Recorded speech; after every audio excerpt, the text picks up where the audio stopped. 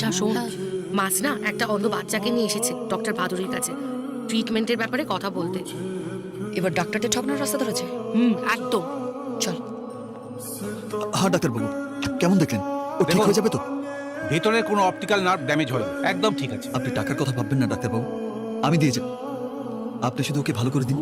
ঠিক আছে, আপনি পেপারসগুলো আর ফর্মালিটিস রেডি করুন।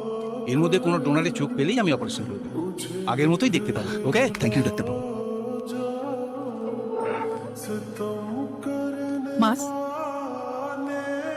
কাজলদি, কাজলদি, ডাক্তার বলেছে জয় আবার দেখতে পাবে। আমায় ক্ষমা করো কাজলদি, আমি ইচ্ছে করে তোমায় ধাক্কা দিইনি।